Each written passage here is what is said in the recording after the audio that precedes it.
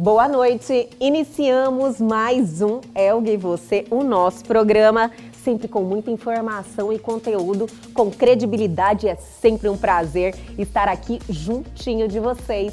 O nosso programa de hoje está demais, deem uma olhadinha. Uma bolsa de sangue, ela pode salvar até 4 vidas, porque ela gera até 4 hemocomponentes. Então, por exemplo, uma pessoa com doença falciforme, ela toma bolsa de sangue. Aí, qual que é a constância disso, Camila?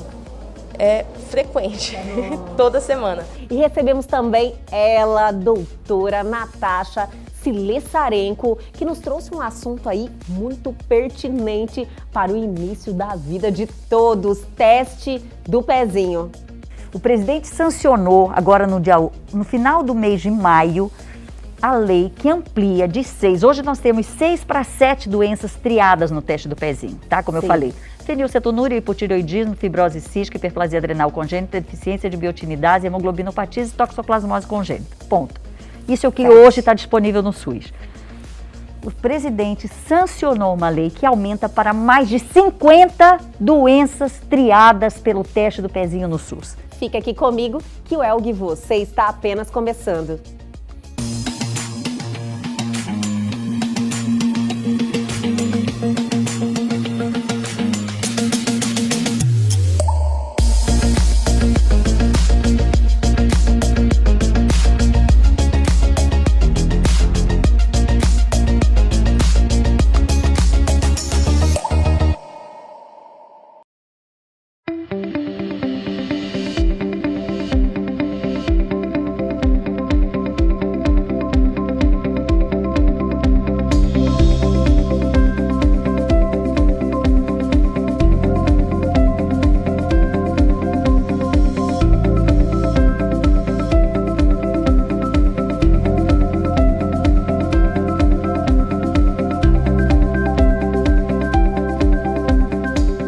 E agora, em nosso programa Elga e Você, vamos ter aquele momento sempre especial, que é o momento de passar informação com relevância na vida das pessoas. E para isso, hoje nós estamos aqui no Hemocentro, aqui de Cuiabá, ao lado da Camila Gonçalves, que é a gerente de doação aqui, né, Camila? Primeiro, obrigada por estar nos recebendo aqui e com essa pauta, assim, muito interessante, né, Camila? Porque eu acho que a informação faz a diferença. Com certeza. Nós que agradecemos por essa parceria incrível, que sempre contribui muito para o nosso banco de sangue. E vale sempre ressaltar que nós somos o único banco de sangue público do estado.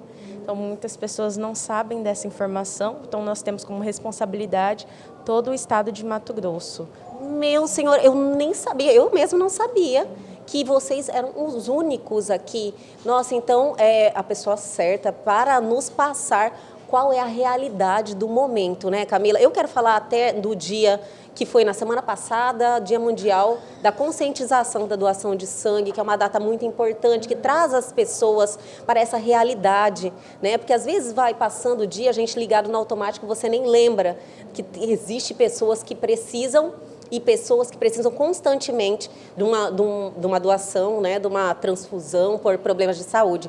Mas eu acredito que nós estamos num momento delicado agora, com essa pandemia, deve ter reduzido muito o número de doações, né, Camila? Sim, desde o início da pandemia nós percebemos muito esse impacto, nossos doadores ficam com medo de sair de casa, né? Uma doença nova, a gente fica receoso.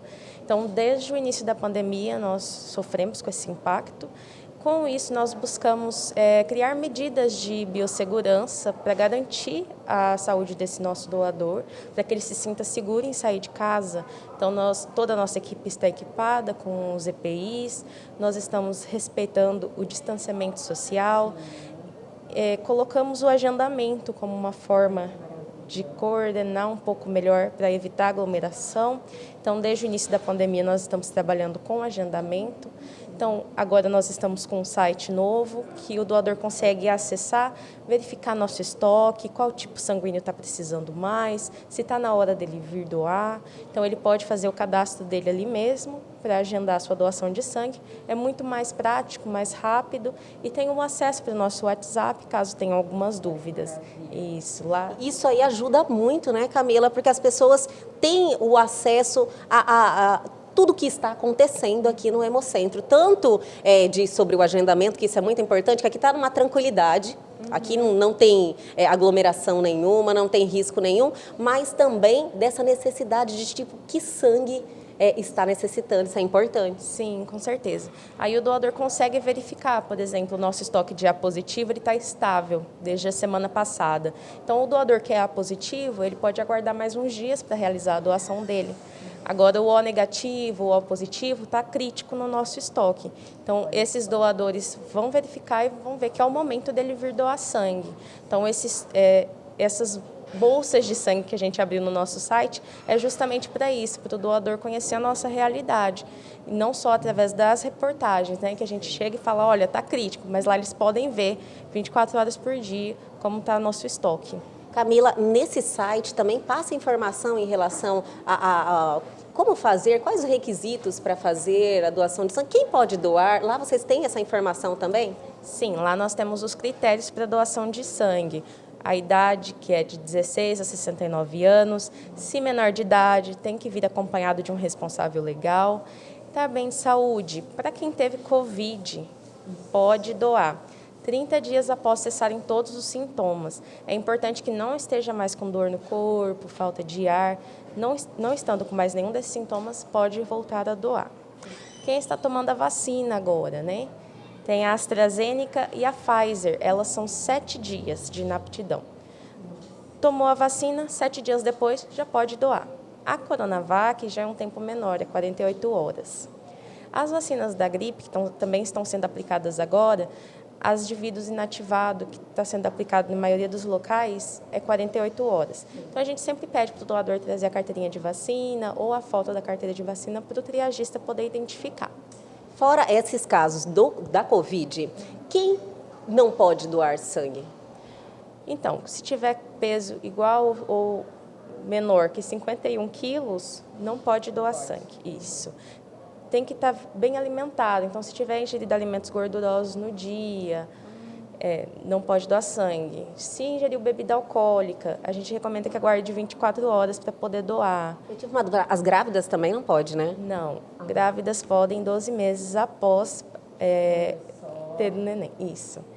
Os idosos, eu não sei, eu sou leiga, né? Falei, vamos aproveitar a Camila aqui e perguntar. Os idosos, eles também têm uma restrição que ele já tem que ser doador para ele continuar doando, é assim? Isso. Os doadores que têm 60 anos e já tem alguma doação em outro banco de sangue, é necessário comprovar essa doação. Normalmente a gente solicita que traga a carteirinha de doador, certo? Se não tiver como comprovar, nesse caso não pode mais se tornar doador de sangue aqui no MT Hemocentro.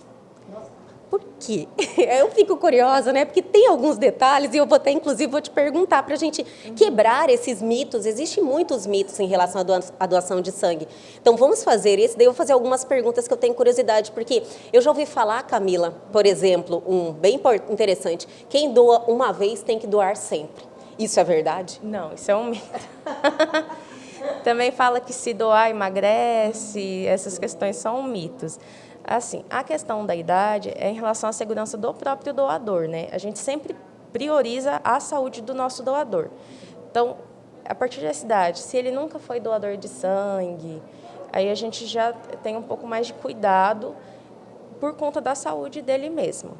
Assim, mas não traz nenhum prejuízo para a saúde. Você estando bem de saúde é natural, né? Você doa, você tem aquela... eu acredito que deve ter você fica descansando, em repouso, né? Você fica um pouco em repouso, não pode fazer algumas atividades por pouco tempo. Isso. Só durante o dia mesmo da doação a gente recomenda que não faça atividade física com grande peso, com grande impacto, ingira bastante líquido, porque tira uma quantidade significativa de sangue, que é um total de 450 ml, a bolsa. Isso, eu também tenho uma dúvida tão grande, minha gente, hoje nós vamos saber tudo. Quanto de sangue tira, Camila? Então, tira 450 no máximo. Isso assim, dependendo do peso, né? Isso. Tem doadores que tira dos 420, que tira 410, 400. Isso varia muito da estrutura até mesmo do doador. Então, se ele está bem alimentado, o peso que ele tem. Então, é avaliado tudo isso na triagem clínica. A triagem é feita, tipo, quando a pessoa chega, ela faz o agendamento ou tem algumas perguntas que ela responde antes? Então, ela faz o agendamento só com os dados dela. Quando ela chega no Hemocentro, ela faz o cadastro na recepção e passa pela pré-triagem. Na pré-triagem, verifica a altura, peso, temperatura, as coisas mais básicas. Feito isso, ela vai para a triagem clínica. Na triagem clínica, são feitas perguntas sobre a sua saúde física. Então, são feitas perguntas de cunho sigiloso. Então, a partir dali, o triagista vai identificar se essa pessoa está apta ou não para doar o sangue, se vai pôr em risco a sua saúde ou não. Então, é verificado questão de medicamento, alimentação, relação sexual. Então, são vistas todas essas questões. Perguntar sobre algumas doenças também, se já teve. Se tem histórico de câncer na família, se já teve ou não. Então, são várias questões em relação à saúde física do doador mesmo. Até mesmo porque quem vai receber esse sangue é uma pessoa que já está debilitada. Então, nós precisamos ter certeza que esse sangue é seguro para quem vai receber. Falando agora das pessoas que vão receber esse sangue, que eu acho que é um ponto muito importante, que aproximar as pessoas dessa situação, das pessoas que estão nos assistindo. Porque existe pessoas, são hemofílicas, elas precisam de uma doação, ou várias outras patologias que geram essa necessidade de sangue, mas também tem os acidentes. Eu acredito assim que cada situação a gente pontuar de maneira mais clara para as pessoas assim entenderem, porque às vezes elas só pensam quando acontece com alguém próximo. E não é assim, né, Camila? Podemos falar sobre isso um pouquinho? Mas eu vou chamar o intervalo, a gente já volta. Então não saia daí que o Elgue Você volta já já.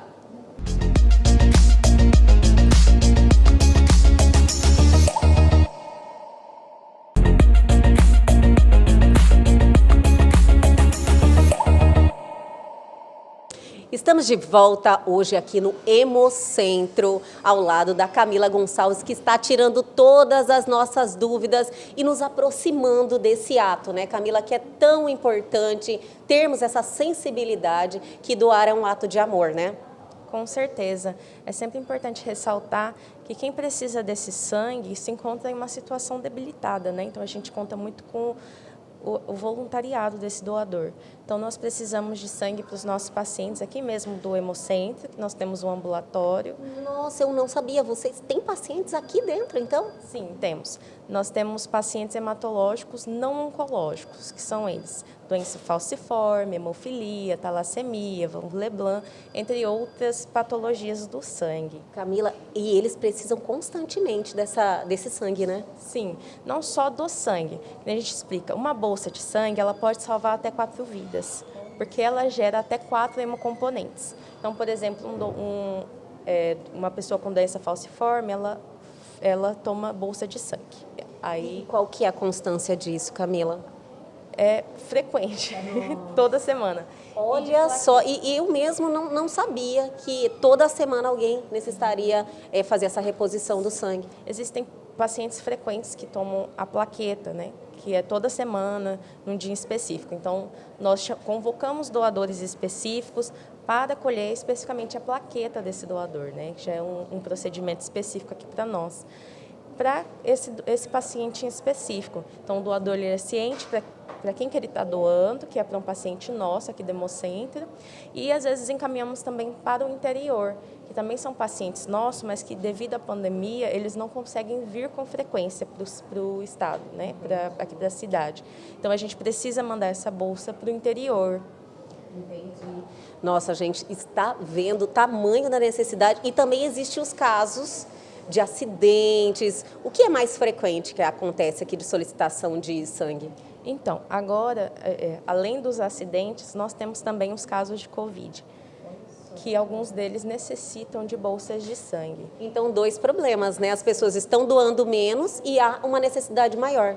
Sim, a demanda aumentou muito desde o início da pandemia, porque assim, não só o Covid, né? Mas todas as outras coisas, o mundo não parou, né? Então, assim, acidentes, cirurgias de emergência, os nossos pacientes aqui do Hemocentro, os pacientes de Covid, pacientes do interior, câncer. Então, assim, a nossa demanda continua enorme. Entendi. Camila, aqui no Hemocentro, como é que funciona o procedimento aqui? Você chega, quanto tempo no total você consegue fazer a doação? Então, é em média 40 a 60 minutos de... É rapidinho. Rapidinho, não é muito demorado. E a pessoa, se tiver interesse, pode optar também por fazer o cadastro de medula óssea. Aqui no nosso... Então, aqui vocês fazem também a coleta de medula óssea? Então, nós fazemos apenas o cadastro e colocamos no banco de dados. Se der alguma compatibilidade, nós chamamos esse doador novamente para refazer alguns exames e, a partir de então, o INCA se responsabiliza pelo trâmite do transplante. Eu quero deixar mais uma vez bem claro em relação a essa doação de medula. Muitas pessoas achavam que para doar, você já, para você deixar, você já tinha que fazer uma doação da medula, e não é. Ela é feita pelo sangue. Daí, se for compatível, que você dá o segundo passo, né? Isso. O doador vai vir e, para fazer o cadastro, a gente vai colher uma amostra. Só uma amostra pequena para fazer o exame de genética e disponibilizar no banco de dados, para daí sim verificar se vai haver alguma compatibilidade. Alguns doadores estão na fila há muitos anos e ainda não deu compatível, né? Mas a gente tem doadores também que já deu compatibilidade 2 vezes. E quem vem doar pode já autorizar, falar, olha, pode deixar aí para ver se, por acaso, eu sou compatível com alguém? Sim, é só informar na triagem clínica que tem interesse em fazer o cadastro do Redome, que finalizando a triagem já vai ser encaminhado para a sala do Redome. Porque daí, na hora de doar o sangue, já colhe a amostra, não precisa fazer 2 furos. 2 serviços, né? Então, assim, quem já está nos assistindo, se vir aqui doar, deixe também já autorizado para verificar se é compatível com alguém, se pode... Nossa, imagina, salvar uma vida que está ali aguardando tanto tempo, né? Já sem esperança, porque é uma fila gigante, né, Camila? Enorme. Cada dia aumenta mais. E, infelizmente, a taxa de compatibilidade é muito baixa, né? Para brasileira é de 1 a 100 mil habitantes e para internacional é de 1 a 1 milhão. Esse banco, ele é nacional, internacional também? Sim. Nós temos vários doadores que dão compatibilidade com pessoas fora do país. Então, faça uma verificação nacional, né? Se não identificado ninguém, é feita uma internacional e tem muita compatibilidade. Olha, que maravilha, né? Que daí amplia as possibilidades. Estamos aqui atrás com esse visual maravilhoso que tem uma representatividade, né, Camila? Conta isso aí pra gente. Com certeza. Essa asa foi pintada pela artista Daiana Trindade, ela é uma artista regional e ela se ofereceu para fazer essa asa em homenagem ao Redome. Nós fizemos no mês passado o mês nacional de doação de medula óssea, de conscientização. Então, fica um convite para todos os nossos doadores virem fazer esse ato tão generoso e também usar nosso novo painel de fotos, que é essa asa maravilhosa da artista Daiana Trindade. Daiana Trindade, já agradecemos aqui em nome de toda a população, né, esse ato. Eu mesmo vou fazer a minha foto e venha você fazer também e doar o sangue. Camila, quero te agradecer muito por esse bate-papo. Eu tenho certeza que as pessoas, elas criando essa consciência, elas dão esse passo, vem aqui, vê que é algo normal, vê que não vai, algo que vai vincular a vida inteira, fala, doei uma vez, vou ter que doar, porque ouvi até falar, muita gente vai entender, que o sangue engrossa, já ouviu essa? Então, olha, vamos quebrar essa barreira e salvar vidas, né, Camila? Com certeza, podem ficar tranquilos que não vai causar problema nenhum para a saúde de vocês, vai estar só contribuindo. Lembrando que uma bolsa pode salvar até 4 vidas. Olha, que maravilha. Camila, obrigada por nos receber aqui, viu? E a gente volta, se tiver alguma pauta que você acha relevante, que seja importante a gente vir aí trazer informação, nós fazemos questão, viu? Com certeza, e nós agradecemos muito mais por essa parceria, que é sempre tão importante para nós. Obrigada, eu que agradeço. Então está aí, olha, essa pauta interessantíssima aqui do Hemocentro, doar sangue é realmente salvar vidas, minha gente. Mas o Elgue Você continua já mais uma entrevista sensacional, cheia de informação lá em nosso estúdio. A gente já volta.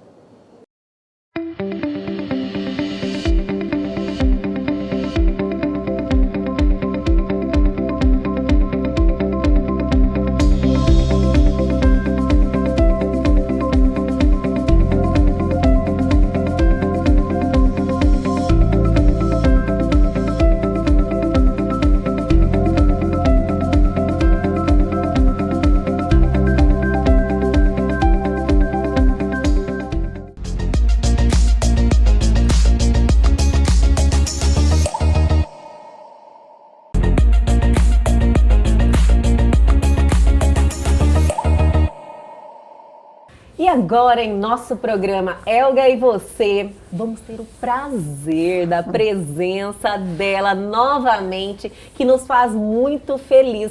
Doutora Natasha Slesarenko, mais uma vez aqui em nosso programa. O prazer é todo meu, é um prazer, eu já me sinto verdadeiramente em casa aqui. Você já é uma simpatia em pessoa e deixa a gente muito à vontade. Então, muita gratidão por ter me convidado, por estar aqui mais uma vez com vocês. Por mim, era todo mês. Olha que eu aceito, hein? Ó, porque essa troca, essa oportunidade, doutora, de poder ter um bate-papo, conversar um pouquinho com uma pessoa como você, é um privilégio. É um privilégio. Vou ficar muito convencida, hein? Vou ficar metida.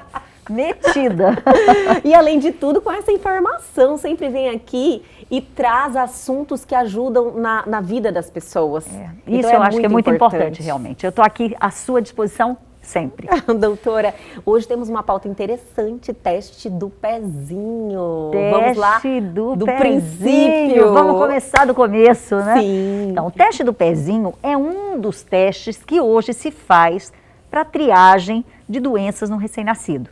Então a gente sabe que tem aí teste da linguinha, teste da orelhinha, teste do tem olhinho, muito teste, não é?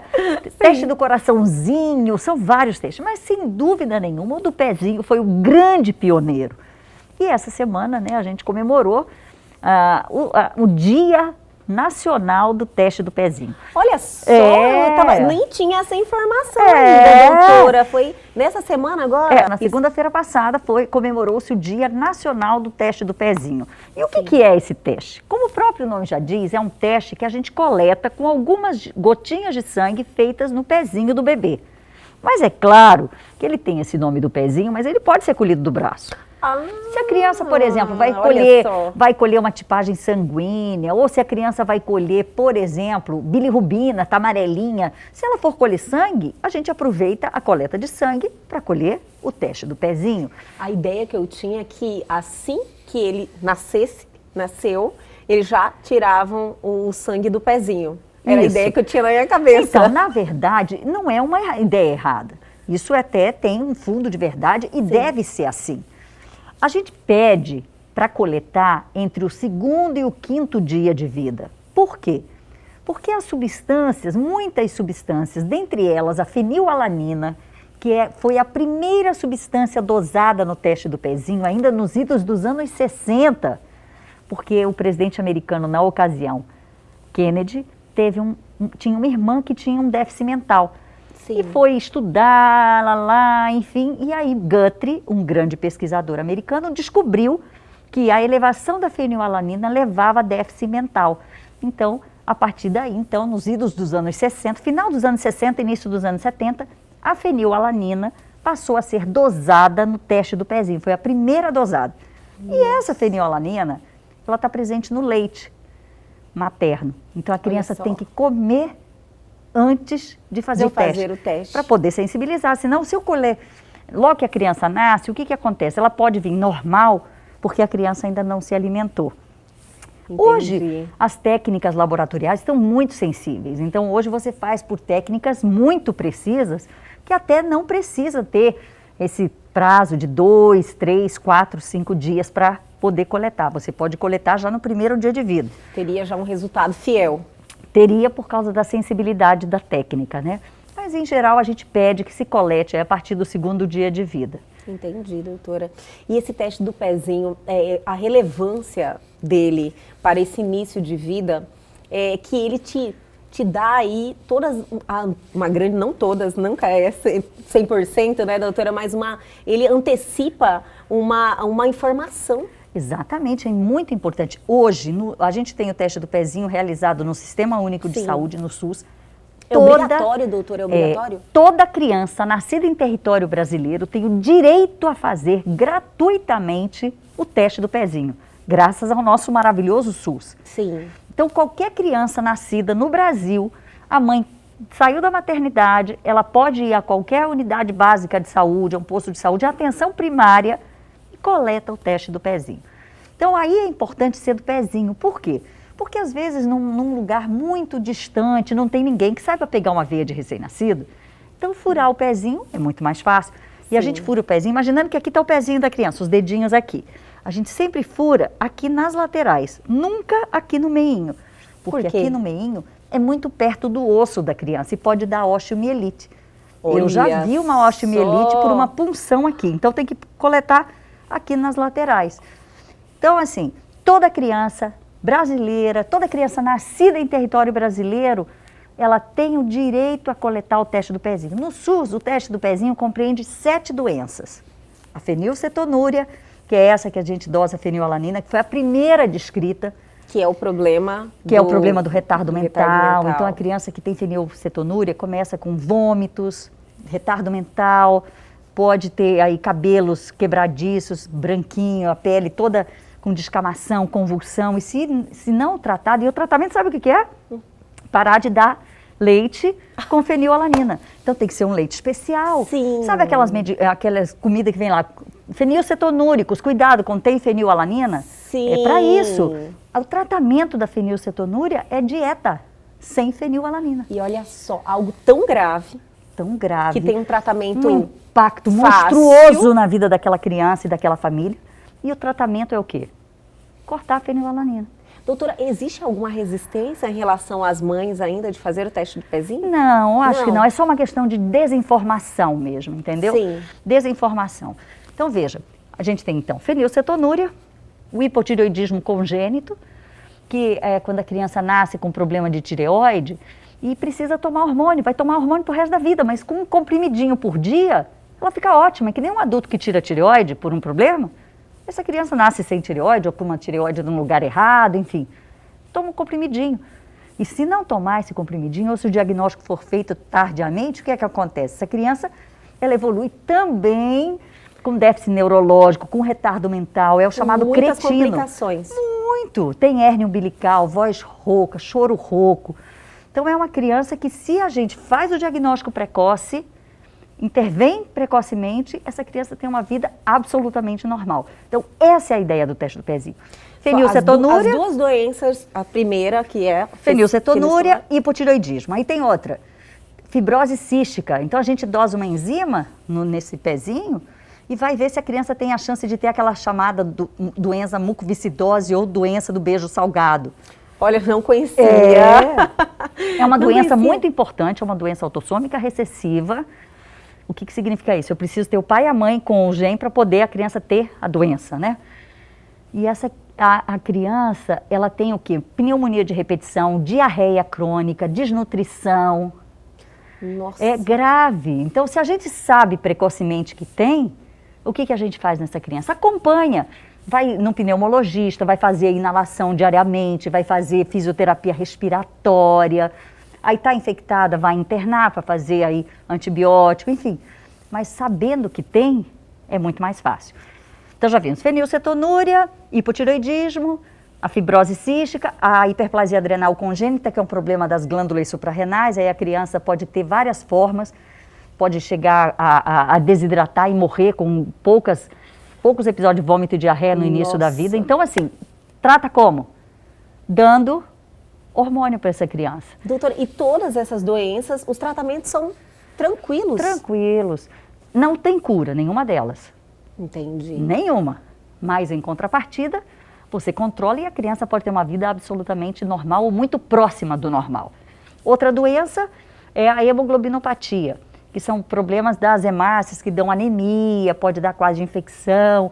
Outra doença é a deficiência de biotinidase, que é quando falta a biotinidase, que é a enzima que quebra a biotina, que é uma vitamina, a vitamina H. Sim. Se a gente não tem essa enzima, falta essa vitamina. E aí a criança também pode ter convulsão, retardo mental. Então, como é que trata isso? Dando biotina. E por último, a toxoplasmose congênita, que é causa de retardo também por acometimento cerebral, cegueira. Então, se a gente sabe que tem precocemente, a gente intervém precocemente e trata. Então, todas as doenças, para que serve o teste do pezinho? Serve para pegar doenças numa fase muito inicial, de tal forma que a intervenção, o tratamento com remédio, ou o tratamento com fisioterapia, ou o tratamento com dieta, vai fazer com que essa criança tenha uma vida, se não normal, muito próxima ao normal. Doutora, e todas eu consigo entender que, neste caso, é necessário fazer nos primeiros dias de vida, ou no primeiro, ou no segundo, terceiro, devido à capacidade que a criança tem de regenerar, de corrigir esses problemas. É mais ou menos por aí? Na verdade, assim, todas elas, umas faltam hormônio, outras têm coisas a mais. Então, na fenilcetonúria, por exemplo, vai elevar o nível de fenilalanina. E esse nível de fenilalanina alto lesa o cérebro. Sim. No caso, por exemplo, do hipotireoidismo, falta o hormônio, que é o hormônio tireoidiano, que faz parte de praticamente toda a reação metabólica do nosso organismo. Então, se eu descubro logo que aquela criança tem aquela doença, a intervenção acontece precocemente e essa criança, então, vai ter um desenvolvimento absolutamente normal, muito próximo disso. Olha que maravilha. É maravilhoso. E agora nós temos uma grande novidade. Ai, não. Peraí, doutora, vamos segurar, então, essa novidade. Então tá. Vamos deixar nosso telespectador curioso, porque a gente vai fazer aquele intervalo bem rapidinho, mas a gente já volta com mais doutora Natasha.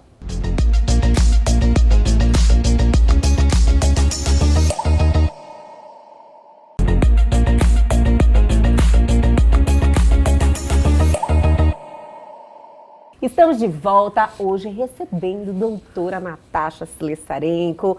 Como sempre, né, doutora, nos passando aí informações relevantes para a nossa vida e também para as crianças que estão aí chegando ao mundo com o teste do pezinho, que muda a vida, muda toda uma história, né, doutora? Você vê a atenção que as mães e os profissionais que estão acompanhando também aquela gestação precisam ter na orientação. Sem sombra de dúvidas, tudo começa na gestação, né? Sim. Então, aquela gestação que é acompanhada, aquela mãe que faz o pré-natal, um pré-natal bem feito, isso tudo vai repercutir na saúde daquele feto e, posteriormente, daquele recém-nascido e daquela criança. Doutora, infelizmente, ainda existem mães que não fazem o pré-natal, né? Infelizmente, assim, a saúde pública nossa tem aí toda uma rede de atenção à saúde da mãe, da gestante, da criança, mas infelizmente a gente ainda tem pessoas que, ou que por falta de desinformação mesmo,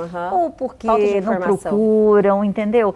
Ou porque estão revoltados com aquele estado. A gente não sabe o que se passa e é difícil a gente julgar, né? Eu aprendi ao longo dessa... Só que é uma decisão que não é para você, não né, é doutora? Exatamente, é uma decisão que compromete a vida de um outro ser. Com certeza. Então, assim, não adianta, eu acho que a mãe precisa se convencer da grande bênção que é ser mãe. Eu digo que a maior bênção que eu tenho na minha vida não é nada de mestrado, doutorado, de empresa, nada. A maior bênção que eu tenho é de ter tido a Marina e a Maria Eduarda. Ai, que maravilha. Sabe que eu tive um susto com a Maria Eduarda? Sério? Sério, a Maria Eduarda veio com o teste do pezinho alterado para essa enzima que vê a fibrose cística. Quase tive um negócio. Aí fomos repetir, porque isso é uma coisa... para o médico que tem a informação, muito. Né? E outra coisa importante, toda vez que o teste do pezinho for alterado, um teste do pezinho alterado, você sempre tem que confirmar aquela coisa que deu alterada, aquele exame que deu alterado. Não pode levar aquilo como a verdade absoluta. Sim. Por quê? O teste do pezinho é um teste de triagem. Ele tem que ser feito em todas as crianças. Por ser um teste de triagem, ele tem que ser altamente sensível, ou seja, ele não pode deixar passar nada. E Entendi. Nisso de não deixar passar nada, eu posso ter uns chamados falso positivos. Entendi. E a Maria Eduarda teve para fibrose cística. Aí a gente Nossa. escolheu um segundo teste confirmatório e veio negativo.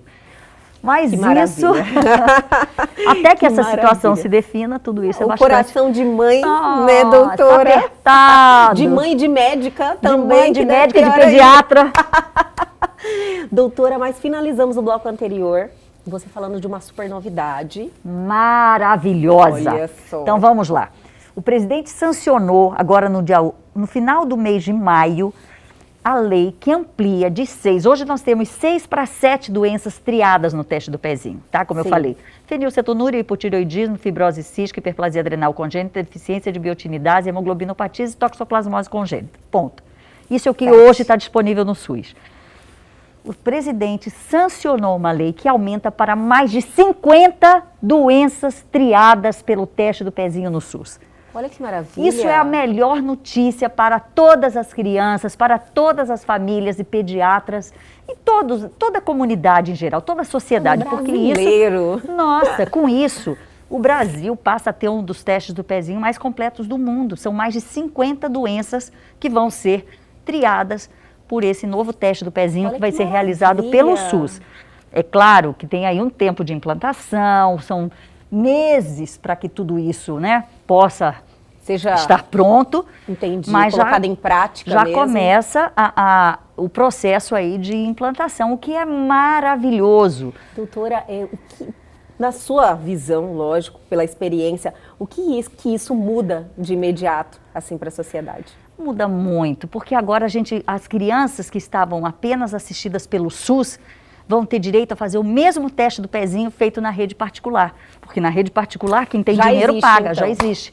E agora a alegria maior é que o grande contingente de testes do pezinho são feitos na rede pública. Sim. E essas crianças vão ter o direito ao mesmo teste do pezinho, com todas as doenças, também na rede pública. Isso é o máximo, isso é justiça, isso é igualdade, o princípio do SUS, né? Da equidade, de ser igual, da humanização, é isso, olha que maravilha. Maravilhoso mesmo, nossa, e de qualidade de vida, né? Não é? Porque uma criança dessa, que tem um diagnóstico precoce, se faz as intervenções necessárias, essa criança vai ter uma vida normal.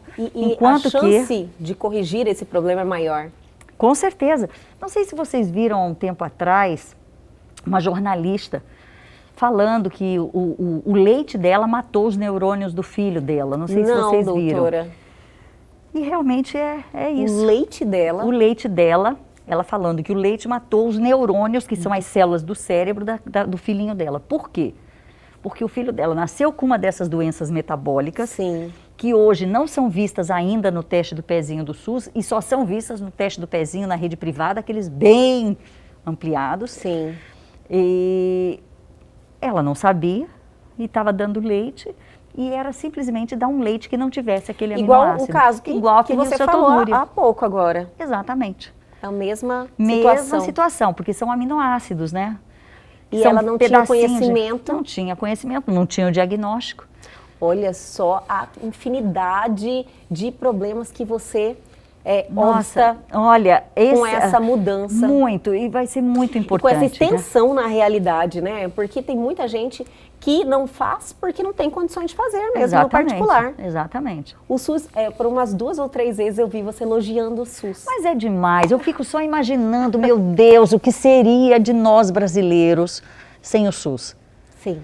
Meu Deus, é um sistema de saúde, tem lá as suas mazelas, tem lá, como tem, tudo mas gente, vida. Não tem, olha, é um sistema de saúde muito robusto. Se não houvesse corrupção, sim, nossa, nós seríamos com certeza aí o melhor país do mundo, né? Porque se todo o dinheiro que fosse investido em saúde fosse para o SUS, para dar saúde, ou o dinheiro fosse para dar para a educação, enfim, nós seríamos o maior país do mundo. Nossa. Mas, infelizmente, nós precisamos ainda nos livrar desse terrível mal que é a corrupção. Nós oremos, né, doutora? Oremos. Mas Deus há de intervir, a gente tem que fazer a nossa parte. Não temos que perder a esperança e não compartilhar também de algumas atitudes que, às vezes, a gente fala, mas fazer essas pessoas terem a reflexão também. Claro. Que a corrupção, ela é um mal que às vezes está dentro de você também. Com certeza. Na sua rotina diária, você reprimir isso aí. Dar exemplo, né, doutora? Com certeza. É pelo exemplo. Pelo exemplo. Porque se você perguntar para qualquer um, ninguém vai dizer que é corrupto. Não, imagina, joga pedra ainda. Com certeza. Né? Agora, basta ver nas atitudes ali do dia a dia. É parar num lugar de deficiente. Isso. Não é? Perfeito. É passar num sinal vermelho. São pequenas atitudes do dia a dia que fazem com que você reflita sobre a sua posição, sobre a sua postura como ser humano, não é? Colocar no lugar do outro também. Se a gente tiver empatia, doutora, que é isso, perfeita. Se colocar no lugar do outro, acabou. Você nunca vai fazer com o outro aquilo que você não gostaria que fizessem contigo. Maravilha. Não é isso? Doutora, que super novidade é essa? Sempre maravilhoso, vindo aqui ao nosso programa trazendo notícias boas. Não é? Com certeza. E o Covid? E o Covid, pois é. E as vacinas? Covid continua aí, né? aumentando Doutora, muito o mas número você de tem casos. um conhecimento muito grande em relação à prevenção e à vacina, que lá é um dos pilares da vida, diagnóstico e saúde. Vocês atuam bastante na prevenção. Então tem um conhecimento. A vacina será a solução, doutora? Sem dúvida nenhuma, sem dúvida nenhuma. A gente está insistindo nessa tecla. Para você ter uma ideia, antes dos idos de 1900, se morria de quê? De doenças infecto-contagiosas. Sim. Morria de sarampo, morria de cólera, morria de pneumonia, de meningite. Com o advento das vacinas, que, aliás, o Brasil tem, se não o maior, um dos maiores programas nacionais de imunização, que é o PNI. Então, existe só em Cuiabá mais de 108 salas de vacina. Eu dei uma pesquisada que o Brasil é referência em Referência mundial. Sim. O nosso PNI tem aí mais de, se protege contra mais de 20 doenças. É um dos maiores, se não o maior programa de imunização do mundo. Olha só. Agora, infelizmente, nós tivemos aí, o mundo todo está querendo vacina de Covid. Com certeza. Esse é o problema. Qualquer falhazinha, como teve, gerou Nós esse poderíamos problema ser de... o exemplo para o mundo, porque Sim. nós temos, é um país de dimensões continentais, Sim. mas a gente tem capilaridade para fazer a vacina chegar lá no mais remoto, no mais isolado dos municípios, porque a gente tem rede de frios, controle de temperatura, tem geladeira, tem a sala de vacina, tem pessoal capacitado para vacinar, só falta a vacina. Mas ela está chegando, ela está Tá vindo. chegando, doutora. Infelizmente, a velocidade com que a gente precisava que essa vacinação acontecesse não está acontecendo. Mas não adianta olhar para trás. Tem que olhar para frente. Olhar para frente. Então, está chegando mais vacina. O Butantan já tem aí a Butanvac, que também já entrou. É uma realidade aí. já, É uma doutora? realidade, já está na fase, está fazendo estudo de fase 3, tá? Nossa, que maravilha. Então, gente, a Janssen também, já chegou vacinas da Janssen no Brasil. Tá chegando uma infinidade, né? Tá chegando, vindo. nós precisamos aí, agora já vai começar a vacinar as crianças de 12 a 18 ainda, em período, em pesquisa, né, em fases de teste. Sim. Mas assim, a ideia é que pelo menos em São Paulo, em agosto, todos os indivíduos acima de 18 anos estejam vacinados. Olha que maravilha. maravilhosa. Então isso realmente a gente precisa acreditar, a gente precisa vacinar e continuar usando máscara. Você me perguntou de novo de máscara. Os meus telespectadores ainda não tiveram o prazer de uma entrevista com a doutora Natasha sem máscara. Ela é lindíssima, mas tá certo. Não, eu faço isso para proteger vocês. Com Eu já tomei as certeza. 2 doses da vacina, mas como eu estou muito ali no meio de gente doente o tempo inteiro, eu não tenho A coragem. gente tem que tomar cuidado mesmo, doutora. Olha, é sempre um prazer te receber aqui. Já O vamos prazer deixar é meu. agendada a próximo retorno ao nosso programa, sempre com assuntos interessantes, sempre ajudando as outras pessoas. Isso faz muita diferença. Doutora, muito obrigada pela oportunidade. Quem viu? agradece sou eu, e eu estou inteiramente à disposição. É uma delícia estar aqui. Eu falo para você que aqui a gente sente uma energia muito gostosa, você Obrigada. nos deixa muito à vontade e você é uma ótima entrevistadora. Muito obrigada pelo elogio, viu? Opa! Até a próxima, doutora. Até a próxima. Boa noite. E o Elg, você de hoje fica por aqui, mas amanhã nós estamos de volta, sempre às 21h30. Perdeu algo? Quer entrar em contato com a gente, dar a sua sugestão? Atenção! Pegue o seu celular agora e aponte a sua câmera aos QR Codes que estão aí na sua tela. Vá direto à nossa rede social ou para o nosso canal no YouTube. E essa entrevista já está lá à sua disposição. Entrem e se inscrevam. Aguardo vocês amanhã aqui na TV Pantanal, canal 22.1.